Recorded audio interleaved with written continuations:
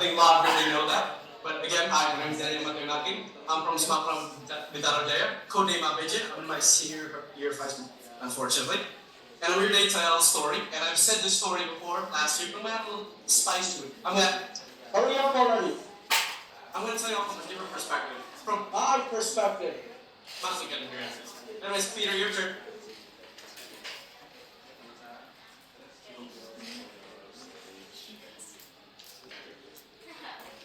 Hi.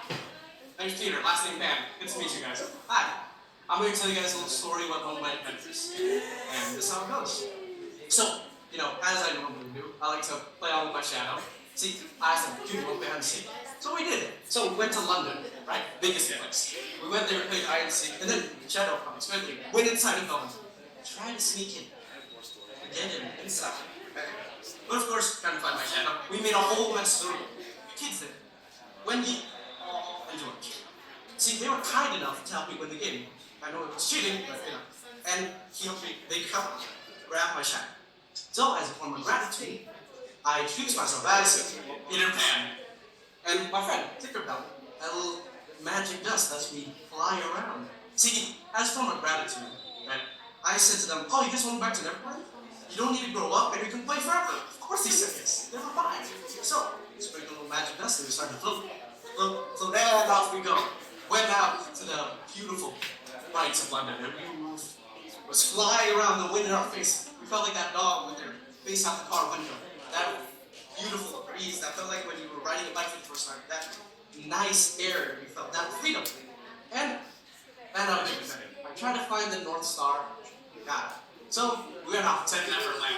As the city lights started to dim, the stars start to brighten in front of us. And after a hefty 3-hour-long flight, we made it to Neverland. I showed them around the place, mermaid folk over there. Here's the apple orchard, of course, from my nemesis. There no fault is that house.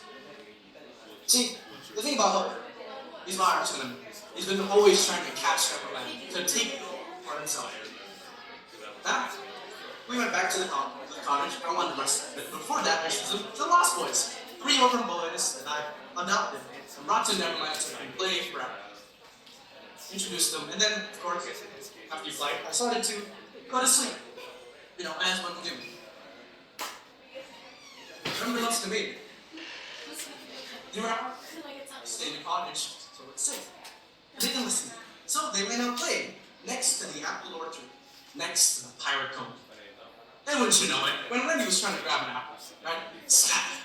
Captured by Hook and his crew. They got captured, and the Lost Boys didn't know what to do. Her and her brother's gone, so the Lost Boys went peaceful. Peter, wait. I don't know much. Very as one does, but as soon as I heard the words, they captured Wendy, I was furious. I grabbed the little tiny pouch with the flying dust, started to float, and boom, off my way to the pirate ship. Land. Where's Wendy from? Oh, is someone mad that I stole their friend? Pirates attack! It's not that hard to, fight against 5 empty skulls. So, as I do. So, killed them, finished them up, except for one. My arch enemy. Captain Hook. We had an epic battle of magnitude proportions. Back and forth as we go, trading blows. My sword fell in my hand. My back was turned to the plank. Hook said to me, who's walking the plank now? And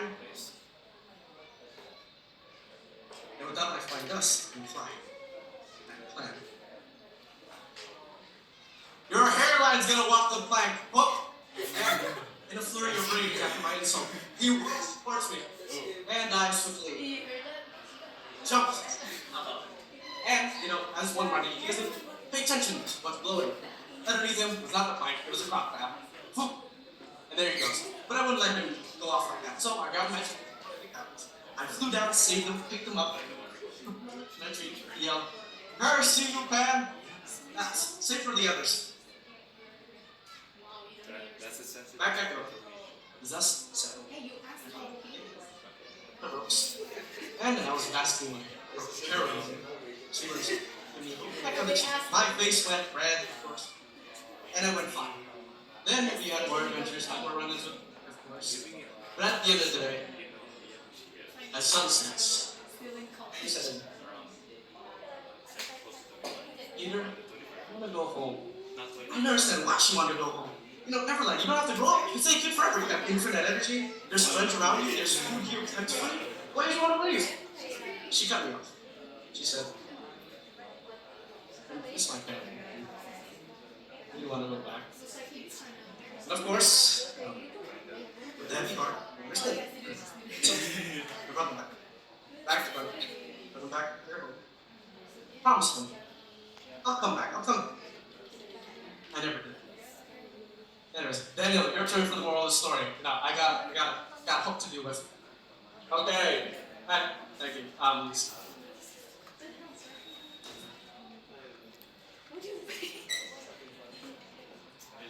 The moral of the story. The very straightforward moral of the story is Peter Pan didn't want to grow up. Right? Growing up is scary. It's very fearful. People are scared of growing up because of change. Change happens no matter what. From the outside. I'm going to give you an extreme example that I've personally experienced. My mother passed away this year. And that broke me. She instantly died. I was crying on the floor of my bed for weeks and didn't get out. And of that morbid state. But if I did what Peter didn't accept it, just kept doing the same thing, just didn't change, I wouldn't have met new people. I made new friends. So instead of being that dark state, I just embrace change. Yes, it hurts, but I'm already at rock bottom. You can't get from rock bottom and rock bottom. But the only way from rock bottom is up. So I embraced it. I got new friends. I accepted uncomfortable situations, and I got out completely. Change happens no matter what. It'll happen on the outside. As long as you know the shape of your soul, you'll be alright. Yeah, that was my take on Peter Pan. And the reason why I picked it is because first, the time constraint, 3 days, but I wanted to put a different flair, different spin to it. So I put it into Peter's perspective while in that time constraint. And I want to put it next to my mom, because every time I look up in the sky and see a star, actually, man, she's running around having fun in Neverland. And looking on me, she still loves me. Damn. Sorry for being emotional. Thank you.